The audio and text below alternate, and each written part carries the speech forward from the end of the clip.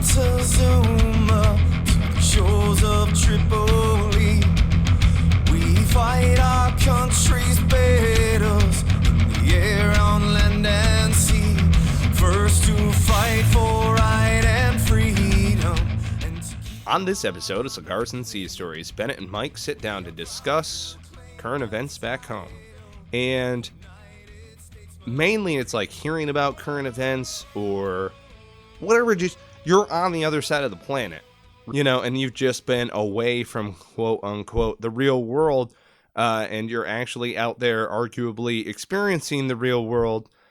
You lose track of what's going on. So we were embedded with the Afghans in Kajaki, and I actually found out through the chief that we were with that Bin Laden had been killed before any American force. I mean, it was like hours before American forces notified us. Right. You know, which I don't know. Looking back on, I'm like, okay, we knew about that through ICOM chatter way before, you know, anyone else back home did, probably. So, and then you have current events that are going on back home. And I mean, like, you were overseas when 9/11 happened, weren't you? Yeah, I was in Egypt. Did they just immediately tell you? Well, actually, I can tell that story just a little bit. I'll keep it, you know, not too long, but we, shit, excuse me. All right. So we were actually off road. All right. So over in Egypt, we were on a rotation where we would do a 30-day, you know, like 28 or 30-day stint out on a remote observation point. Now, when I say observation post or checkpoint, all right, it's not like a like an OPLP or something. Like, it's an actual site with a defensible perimeter, some trailers where we slept and where we had our you know, talk, and that type of stuff. We also had dogs that were early warning system. We had straight up fighting positions, like, you know, like pillboxes and stuff. Okay. Mm-hmm. But there was also a tower where we would sit, where guys would go up and sit and watch for activity, whether it was from the Egyptians or the Israelis. And that's what we did. So when you were out on remote site, that's what you did. And then when you were back on the base camps, which was one was South Camp, and that's where we stayed. And that's where we were during 9/11. So I was in my room watching AFN on what? Yeah, whatever. Anyway, because I think I had just gotten off guard duty or something, or, you know, who knows? They gave us like a 4-day rotation when we came back to just get drunk. And yes, we could drink on this deployment because we were on a multinational base. So we literally had Hungarians, Italians, Brits, Kiwis, dude, there was just, you know, Norwegians, Uruguayans, there was a whole bunch of different contingents, right? And they could all drink. I guess at the end of the day, I'm surprised that they didn't lock it down where Americans can't drink, but they didn't. So that was cool. But as soon as 9/11 happened, we couldn't fucking drink for quite a while because they had the base locked down. But yeah, we were watching AFN. And you know how they don't have commercials on AFN. We were watching Good Morning America, and it was in the afternoon there. Good Morning America at like 3 p.m. in Egypt. And you know how they have it was me and my roommate, and you know how they have the scrolling, because they don't have commercials. They have like the scrolling times or cities and temperatures. So you can be like, oh shit, it's like 50 in Atlanta or whatever. Right. In between takes. So, and then they have a backdrop, which it's not a static backdrop. It's an actual live feed. Well, that day, the live feed happened to be at the World Trade Center. Jesus. So we're sitting there watching, and all of a sudden, we didn't see the first plane. I didn't. And I can't remember if my roommate did or not, but he was like, dude, something weird's happening. Like, because it wasn't a huge TV, but it was like, it was like a deployment, like a 19-inch deployment TV. Right. That had probably been through 4 rotations. Right. Already. Bought it at the we bought it. Yeah, we bought it off some kid from Arkansas we bought it from, one of the guys leaving out for like $30 or something. Right. You know what I mean? And he bought it from like guys from like 3 rotations prior to that. So it's just been passed down the line, right? But it was big enough to really see it well. And all of a sudden I look over and there's a plume of smoke coming out of the first tower. So we're like, this is fucking weird, man. But it's still in this commercial mode for probably another minute and a half or so. And they come on and they're still showing the backdrop, and Matt Lauer, who was the host back then, is still just chatting. Like it's not, there's smoke billowing out of the first tower, and he's just talking about what is going to be on the show the next hour or two. And we're like, tell us what the fuck is going on. We're yelling at the TV. And by this time we've already got like, guys from across the hall coming in. And then probably within a minute and a half, we watched the second plane slam into the freaking tower. And we're like, oh, fuck. Like I'm getting chills thinking about it right now. And we look at each other like, what the fuck was that? And then within, a couple of minutes, then the Pentagon got hit. Right. And we're all like, what the fuck are we supposed to do here, man? We're like in the shit. Like we're not in the shit, but we're nervous Nellies anyway, man, because a lot of Egyptians don't like they make it seem like they're, like it's the proverbial, oh, they're our allies. But dude, there's plenty of times when we've had like standoffs because we have to go through Egyptian army checkpoints going from point A to point B. You know what I mean? And they do not like that we are there for the most part. So they try to give us shit. Well, and but we'll basically just pull off and go around their checkpoint. We're like, fuck you. Yeah. You know what I mean? But that gives them the ass. And they're armed, we're armed. You know what I mean? Right.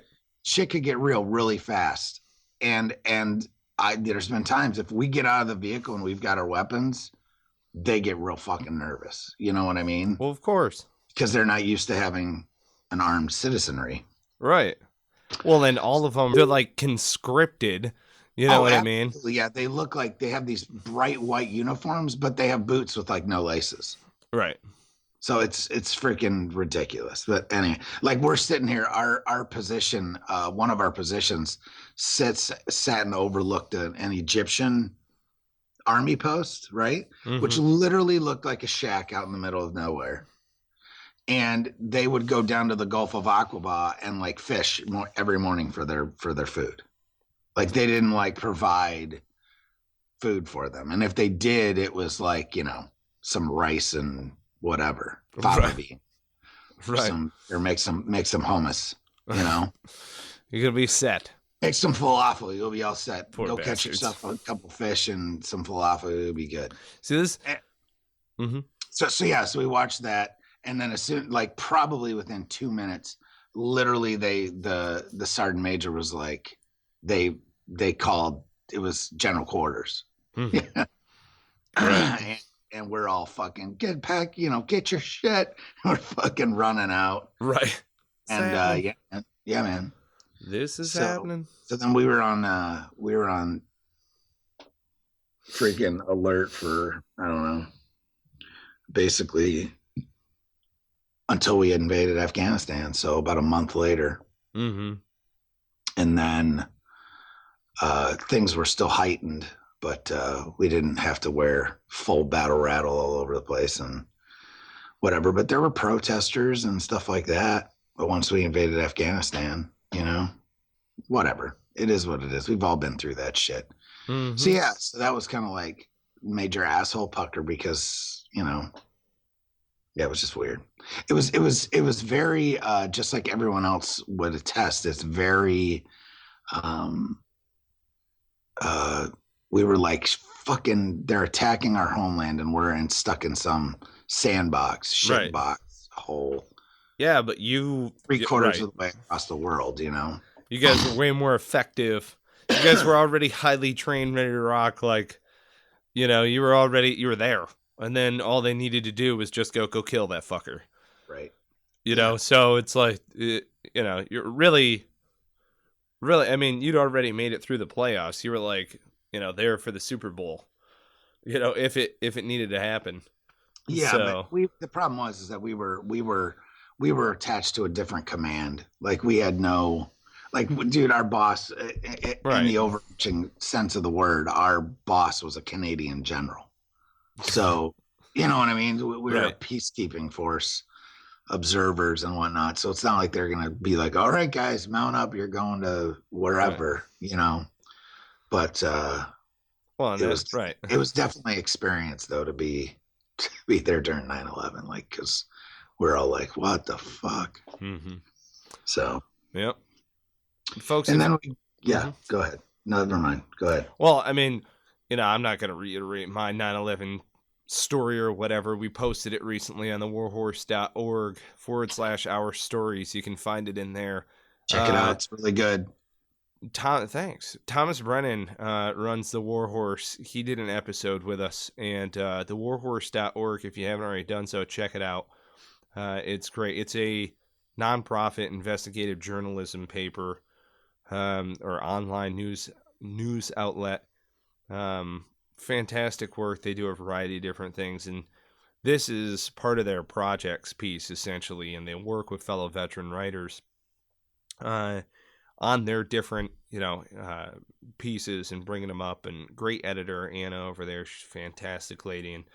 And so I wrote a piece recently, a reflection on my 9/11 experience, but it is titled, this is Thomas's title, because I was just like, I don't know, 9/11 reflection, hey, ignore the awful times and concentrate on the good ones. Again, that's ignore the awful times and concentrate on the good ones, which, solid, man, thanks, appreciate it. So, yeah, that was a crazy day for everybody. We originally, and real quick, if you haven't already done so during this episode and you dig what we're doing, subscribe, rate, review the podcast. Just click subscribe. We've got the iTunes Android bar up there. Go for it. We made a few additional tweaks to the website, like search bar, all sorts of different stuff. So anyhow, we got onto this subject as far as current events because we were talking about sports right before we actually press record, and we were. It's not really our intention to go down the 9/11 route. But I had brought up the fact that this whole, with all the fucking dipshit football players that are like, and other sports too, but mainly football players are doing this boycott bullshit where they're taking a knee during the national anthem or whatever. Oh, God, yeah. I have other shit to worry about. You know what I'm saying? But the only time that I get a little bit of ass are in times like, all right, so I read an article this morning about this NFL, boycott the NFL, hashtag boycott the NFL movement that's starting to kick off. And part of it, that this is the only time when it really pisses me off, is when you take a date like September 11th, which in this, it might as well be, it's almost like a holy day, like a day of remembrance. Shut the fuck up with all your bullshit protesting and stuff, okay? Mm-hmm. And remember the people that died in our country from an attack, regardless of whether you're a fucking conspiracy fucking theorist or a whatever you want to be, because that's your fucking right in this country, okay? To be whatever you want to be, as long as you're not raping fucking kids and stuff like that. You can You know what I'm saying? I'm not Right. gonna, so yeah, but have a little fucking respect once in a while for a country that's given you everything that you have for the most part. Yeah, it's Now, just that's not reverence. 100% across the board. There's some people that have gotten fucked hard, but that's life. Okay. If you want me to go through the ways I've been fucked hard, I can do that. And this is a guy that I fought for my country for 10 years and I continue to fight for it every fucking day of my life. Okay. So talk about getting fucked, directly fucked, not even because of whatever I'm perceiving, right? Right. Just show a little fucking respect a few days a year. One of those days happens to be September 11th. So I look at this Seattle Seahawks players threatened a team-wide protest for the game on September 11th. And I'm like, are you fucking kidding me? Like what does that have to do with Black Lives Matter? What the fuck does that have to do with any of the protesting shit that you're saying about the oppression that's in the United States? Right. Well, and it's What the interesting fuck because does it's that have to do with September 11th? right. You're shitting on the memory of those people. Pick any other fucking day. Pick any other fucking day. You have 364 of them. Okay? Don't pick Veterans Day, don't pick Memorial Day, and don't pick September 11th. You can do it on Christmas. Whatever. Right. Don't pick those 3 days because those guys are the ones that give a shit about you. Right. Well, and it's the 3 days that remembers for the most part are about the guys that would give their lives for your ass to protest. So shut the fuck up for 3 days out of the year and give them the fucking respect that they deserve, period. You can say whatever the fuck you want. Otherwise, we can talk about this face to face and let's see where that goes. Well, and it's one of those deals where 9/11 is a remembrance. It's called Patriot Day. Yes. It's supposed to be a time of reflection. Yes, it's intended for the victims of that day.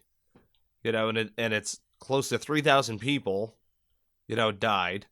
And so, which it's just still so unbelievable.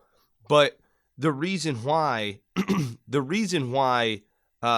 this right now, like current events when you're overseas, none of that shit matters when you're overseas. You're like, yeah, whatever the children are playing. Yeah, like what a joke. Dude, I'm serious. And you can call me an arrogant prick. You can say whatever you want. When you're overseas and you're just doing your job, hello, hey, you folks were the ones who made it an all-volunteer force before I was born. So I volunteered to be here. No one forced me to be here. I'm good. I'm at work, and I guess you're at work too. Taking a knee in the middle of the national anthem or something along those lines. But the thing is, though, is that you're so far removed, current events and all of this other stuff. That's why we very rarely, if ever, talk about it on here. Well, it's one of the things that we believe in free speech to the umph degree. I would fucking die for it. I've put my life on the line for it. Okay. So I totally believe in the right for you to take a knee during the national anthem. But I also believe that and everyone else's free speech. So don't get pissed when your actions have consequences. So when you decide in your heart that this is what you believe in and that this is what you're going to do, be in the understanding that not everyone's going to agree with the way you fucking do it. And it's their right to say so. This is not a fucking difficult concept, people. Okay? It's the same with the news outlets. It's the same with politicians. Oh, you shouldn't focus on... I can focus on whatever the fuck I want. Okay? Because of guys, the 6,000 plus that have died fighting for this country in the last 15 years and the hundreds of thousands that died before them paid for this right with their blood. What about that do you not under fucking stand? Well, right? Right, so exactly. This is something that I get very passionate about and very pissed off about. I don't talk about it ever. See, what I think's... But enough. What I think's interesting is when I was overseas in Ramadi in 2005, right? And I say I for this one because I'm from Michigan, right? And right down the road from where I grew up, whatever, it's like 20 minutes away, we have Saginaw. And Saginaw's notorious for having shootings and all sorts of violence, what have you. During the time that I was overseas in all of in all of Anbar,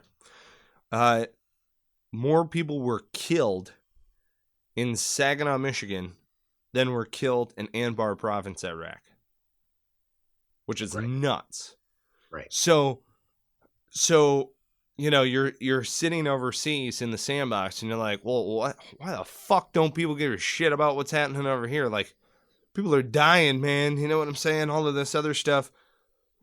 And so the argument always winds up being like, you volunteered to be there. You're overseas, you're working, you're doing all of this other stuff. And America is so fucked up by what's happening internally that we're all killing each other. Oh yeah. And so that's what so they're like, we can't concentrate on your fucking sandbox war. Are you kidding me? Like, we're going out in the streets and killing each other, man. Like, come on. It's one of the things it's so crazy. It's a paradox. Right. So it's the paradox that all right. So here's one of the things, and this is going to get a touch political, a touch outside of our wheelhouse. Okay. Because I think it has to be said. All right.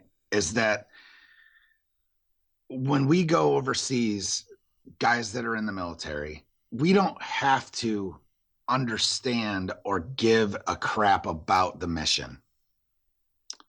The only thing that we give a crap about and care about truly is the guy to our left and our right. Okay. So we don't get into the politics of it, and we'll do a mission to our 100% best and bitch about it the entire time because it's bullshit. How many times does that happen, Mike? Right. Oh God, okay. Yes. So in turn, we look at why are we even there? Okay. They're going to kill each other anyway. They've been killing each other for 1,000 years before we even came. Right. So how can I take that mission seriously? Do you understand what I'm saying? I do the same thing in America, though. And I look at like things like Black Lives Matter. Of course they matter. Okay. But you guys are focused on the wrong thing. And we as a country are always focused on the wrong thing. We're focused on a genocidal we have genocide going on in our own fucking country. Okay. Well, right. Now, they're killing each other. They're killing it. So how the fuck am I supposed to take? It's like gangs are killing each other. Right. How am I supposed to take a movement like Black Lives Matter seriously when Black people, African Americans, whatever you want to call them, are killing people killing each other at a rate greater than what the cops are doing to them. Right. Well, and first, before you protest that, you have to address the problem within the community before you can address. Do you understand it? It harkens legitimacy. It takes away the legitimacy of it, just like the conflict in Syria. Like, why are we going to get involved in a they're killing each other, right. Or, take it back 200 years. Well, then right. So when we interject ourselves in shit, because we interject ourselves because of economic gain most of the time. And it's not so much about the people part of it. So if I'm getting a little twisted here, well, the point I'm trying to make is that let's just stop fucking killing each other first. Well, that's the thing that was interesting. Okay, so I'm going to leave the guy's name out of it, but I met a gentleman from Southside Chicago. And I just heard a report yesterday or the day before, and again, we typically don't talk current events. We don't talk, politics or anything else like that. I wasn't born in outside of Chicago, but I was born in a town on the south side of Chicago. And my dad still lives there. He lives south of there. So I hear about all the shit going on in Chicago. It's a fucking war zone. Right. So he joined the Marine Corps in order to get away from that shit, and then winds up going downrange. And he's like, "Oh yeah, I'm trained. I'm here. I've got a bunch of other killers around me who, are ready to walk around. I'm outside. I'm in nature." It's like the one thing, and I found this to be extraordinarily interesting. He goes, "The one thing that the Marines didn't teach me how to do was like start a fire, like go off and survive on my own entirely." To where I could just be alone and unafraid, right? Right. Yeah, we could do the MREs and we could find, but in all actuality, it's just kind of like, it was so funny coming from a dude who's, coming out of Southside Chicago and stuff. And you're talking to this guy just like, fuck, man, we come from entirely different backgrounds, just entirely different backgrounds. And he's like, it's weird because they almost want us to be Vikings. If our command entirely dropped and we had no logistic support, I wouldn't be able to make a fire in order to, or like kill animals or anything else. He's like, I would have to just like pillage and plunder in order to get through everything. He's like, that's weird, man. Anyway. Nah. Dude, it's one of those things where you're like, you're sitting on post on the other side of the world and you're talking about home. Right. And he's from Chicago, and he's like, dude, one of my buddies died last week. Like, my friends are dying home, stateside. And we're not. We're standing post. And it's like, it's such an odd paradox. And some of those veterans go back there. Some of those veterans wind up, they're like, fuck it, dude, I have nowhere else to go. So I'm just going to go back there. And then, fuck that. And I get it. They're all like, dude, that's where my family is. I completely understand. But it's so strange, dude. That's why, because we were talking about sports before.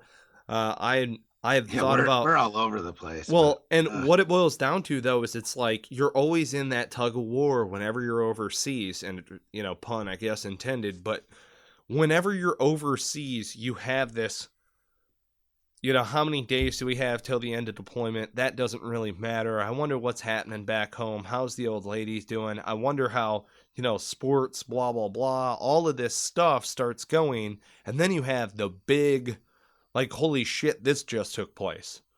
You know what I mean? Like, I wasn't overseas during an election. I was overseas when Bin Laden was killed. They were like, I was overseas for the Iraqi election, but there were other things that were going on stateside, taking place stateside, totally outside of my realm of purview, whatever.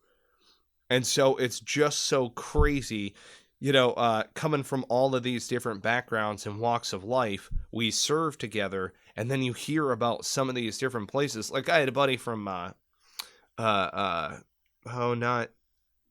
Englewood. What the hell is the name of it down there? It'll come to me. But it's in the hood in southern Los Angeles. You got Compton, you got Long Beach, you got... Yeah, well, I should remember this place. Damn it. Anyway, it's right... Basically, there's like a border, essentially, in Los Angeles. And forgive me, I'm not well versed in all of this. But there's essentially a border in between, ganglands, right? Right. And he's like, I can go there, I can't go there, I can walk here, we can go down there. That store's off limits, that store's, in zone. You're just like, what the... How do you keep track of all of this shit? You know what I mean? Like, what the hell is going on here? And then it wasn't even like that when we were in combat, because we didn't have to deal with that whole give and take and tug of war and stuff like that. Like, it's just so odd. And so we have a lot of we have a lot of veterans who are coming out of those backgrounds. We're all overseas together. Like right now, this is happening. Keep in mind. Because the war's still going on. So we've got a bunch of guys who are in, I mean, frankly, it's the infantry. So still, I believe the whole infantry that's deployed overseas right now is all male. So we've got a bunch of guys who are coming from every other background. We don't necessarily, all of us, we don't necessarily like to fight, but we damn sure know how. And they put us all overseas, right, from all of these different backgrounds, and we're sharing all of these different stories from where we're coming from. And yet you have this crazy chaos that's taking place in all of the different places that they're coming from. So you have a republic that's the size of Europe, so imagine if all of the different European men came together and congregated over in a battle zone and then came back and went back to their individual nations. That's kind of like what's going on. Plus current events, politics, and everything else. So how do we dance around this topic in Cigars and Sea Stories when we're sitting there? When you're overseas, you share sea stories from home. When you come home, you share sea stories from there. So now all of them are sharing sea stories from the hood, essentially. And meanwhile, I'm like wondering whether or not the Stanley Cup playoffs are going to be on AFN. So it's like, right? So there's different degrees and different layers of current events that are not necessarily in, and all of this different stuff. We come from a variety of different backgrounds. To me, that itself is very interesting. That to me is something worth dissecting as far as our background being a different sea story and where you come from. Like, dude, I'm a white boy who grew up in Midland, Michigan, Pleasantville, hunting, fishing, camping, all of this other stuff. And the worst part about growing up where I come from is it's extraordinarily strict, at least in my opinion. And I'm the kid who was like, fuck that, I gotta get the hell out of here. And so it did. And that's fine. And that's probably how a lot of us felt, but I just don't have the background that a lot of these other guys do. You meet dudes, like I said, from Southside Chicago, where it's like all of their friends are dying back home. So weird, dude. Well, it's like, here's the thing about these recent protests that gets my ass chapped. Isn't so much that it's not the protest. It's that the protest that they give isn't doing any fucking good, because people don't understand what the fuck they're protesting. They get down on their knee to hopefully bring attention to a problem, because it's a fucking problem. We have a problem in this country. Okay. So, but what ends up happening when you do it in a way as you've done it is that it brings more light to the protester than the actual problem. Whereas in standing up and not being disrespectful and not alienating people even more does way more than what you've done. Is now you've put the spotlight on you instead of on the problem. Nobody's talking about the actual problem. Everyone's talking about that fucking kid, whatever his name is. See, I don't even know what his fucking name is. Colin Kaepernick or whatever the fuck it is. The guy that started this whole thing, right? So see, I see it and I see the memes, and like I talked to some guys about it, and I'm like, what the fuck this guy do? And they were like, he was just being a dillweed during the anthem and all of this other shit. Yeah, but why? Because he's actually protesting because America's oppressive. That's what it comes down to. And that's what his point is. Well, I'm not a member of a certain population that has to deal with that shit for the most part. I fucking hate that any of our citizens have to deal with some bullshit like that. You know what I mean? But getting down on a knee during the national anthem, because at the end of the day, there's still way more good about America than there is bad, because you and I and many other people have gone and seen that shit. I don't want to live anywhere else but in Syracuse, New York. I don't want to live in Baghdad. I don't want to live in freaking Budapest, Hungary. I don't want to live in Dublin, Ireland. I don't want to live anywhere but here in America. And if people got out there and traveled around, most of them would fucking agree. I don't want to live in Tijuana, Mexico. I don't want to live in, I would love to go on vacation there, but I sure as hell don't want to live there. Carlitos, por favor. Un cerveza. Yo You know what I'm quiero. saying though? Am I right? ¿Cuánto cuestas por la noche? Because yeah, it's just not, you don't have the same type of freedom. You don't have a lot of this stuff. Now, there's certain people that do it and they do it well, like guys like Leo Jenkins and things like that. But there are things about America that are bad, but there's plenty of good, my friend. Mm-hmm. And damn. You know what? Okay, so like we were sitting in the tower one day, and there was a guy, this is his first, tour downrange, and he's like, what do you do when you get home? Is it like, you go, you get laid, you go and tie one on and just drink yourself retarded, whatever. And I'm like, here's what I do, okay? Because this is my third combat tour, and Ramadi twice was kind of a stressful event. So coming home and being in a leadership billet and all of this other stuff, this all makes sense. So I tell him, I say, nothing. What? You do nothing. You do nothing for like, I don't know, as long as you can possibly stand it. You literally just sit there. I mean, if you can, get entirely naked, sit on the couch and absolutely do nothing. Just sit there. Then when you're done with all of that, you shower for like an hour and a half. Fuck it. You shower.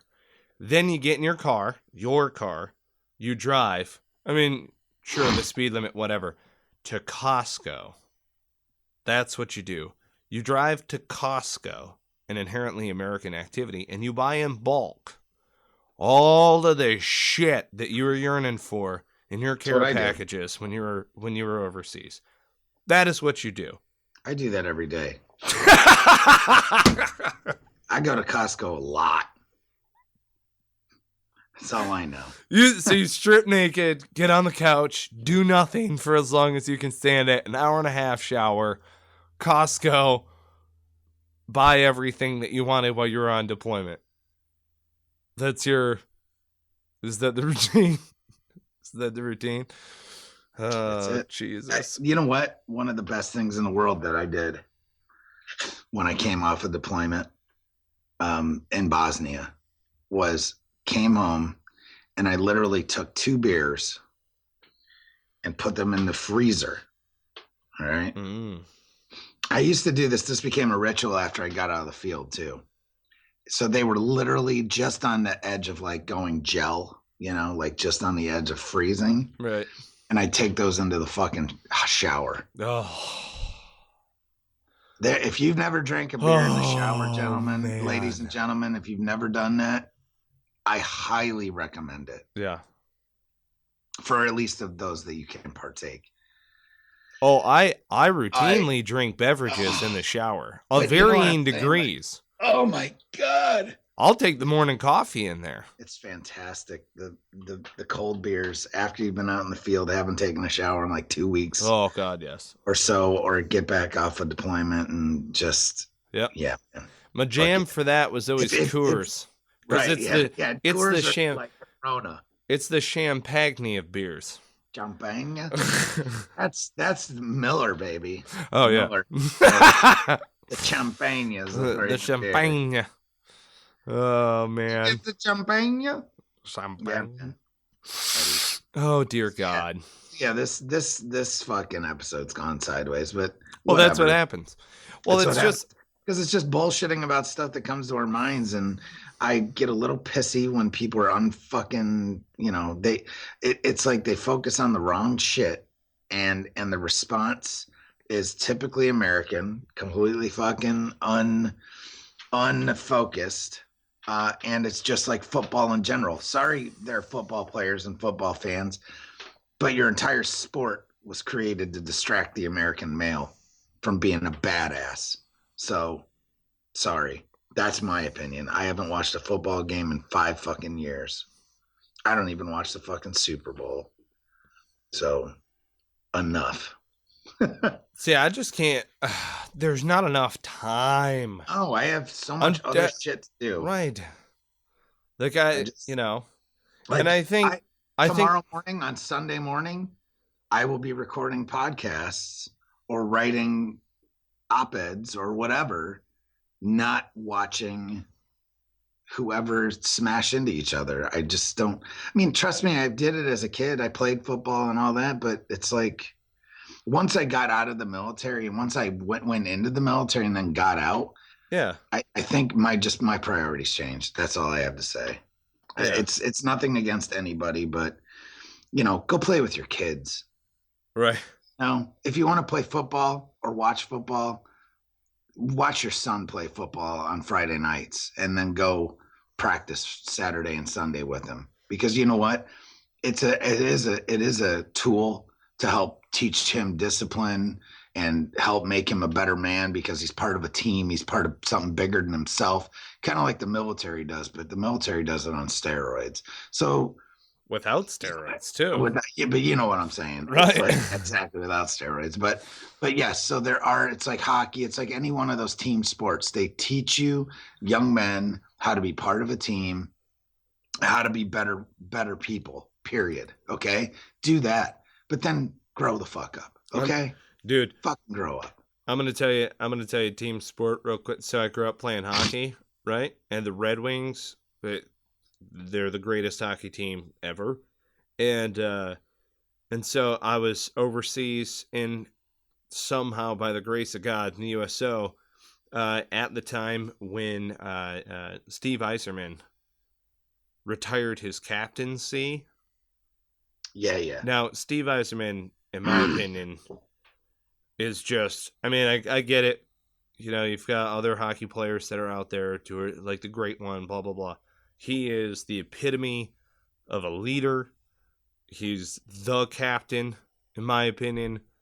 Awesome, humble, hardcore dude who will lay down in front of a shot in order to protect the goal. Great guy. And I had something in both eyes. When he gave up that captaincy, let me tell you what, it'll hey, grew up with you, man. You're an awesome dude. Here's one of the things that I but that was like overseas.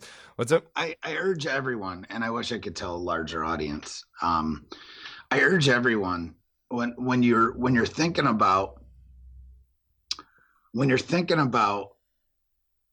how incredible Sunday football is, all right, and you sit there and you spend all this fucking energy and all this emotion that could be put somewhere way more productive.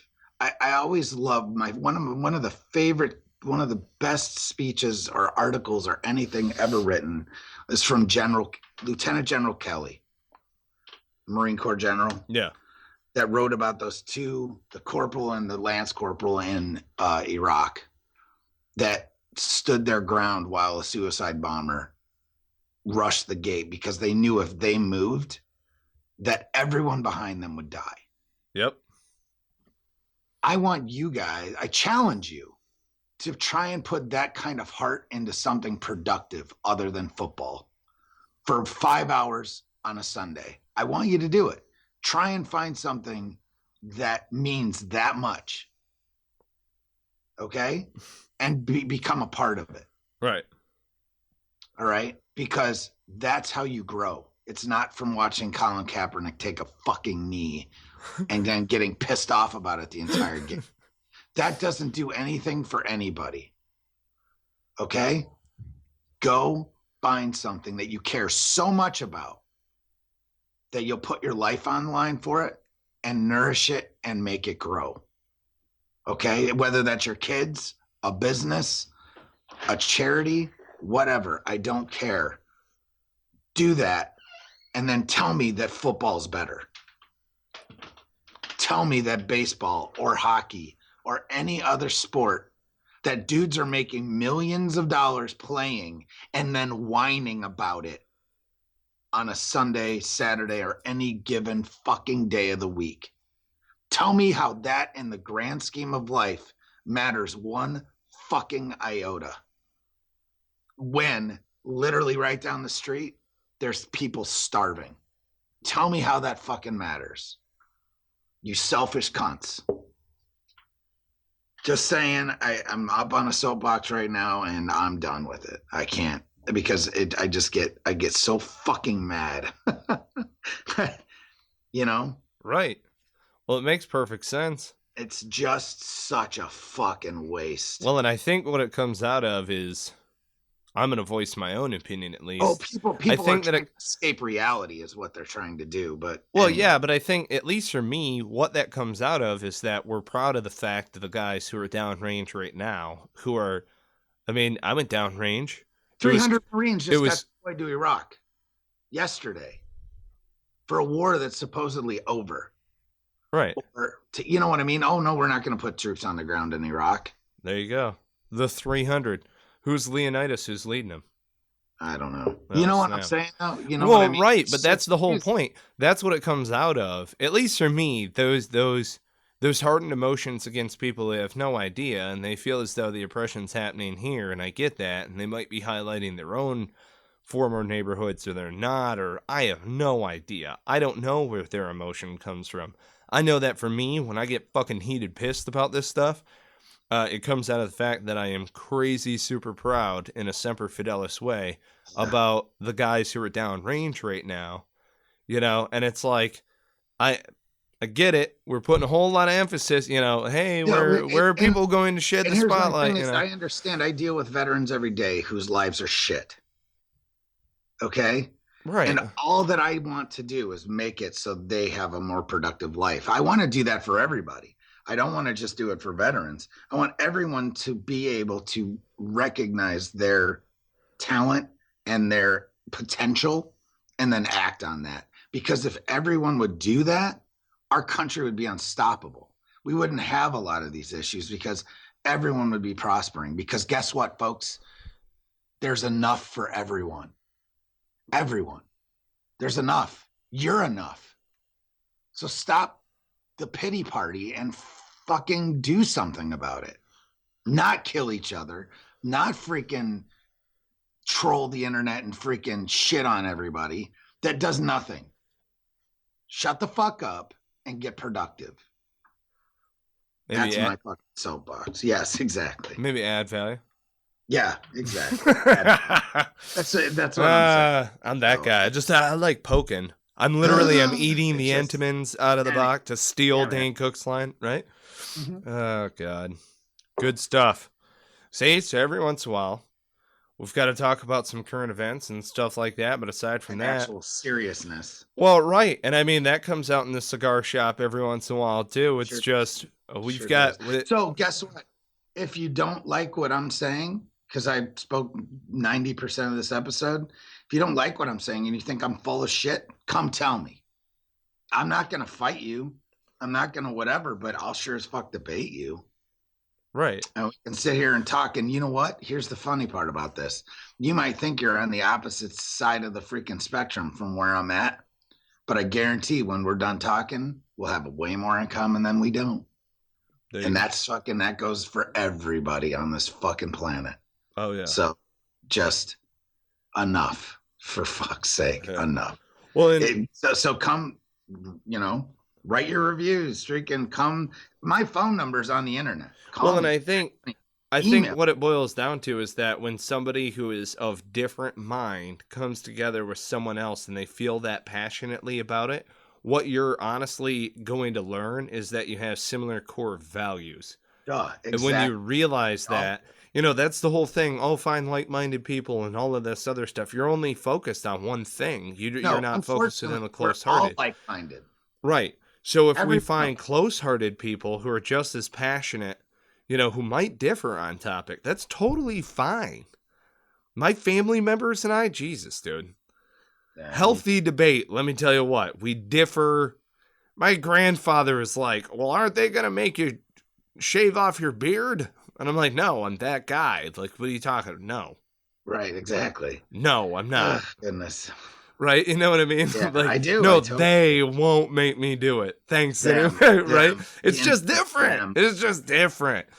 And so, like, that's That's the whole point, you know? And it's not like, oh, I love you, son, afterward. No. That's not what we're talking about. No, we're talking about similar core beliefs and values. That's it.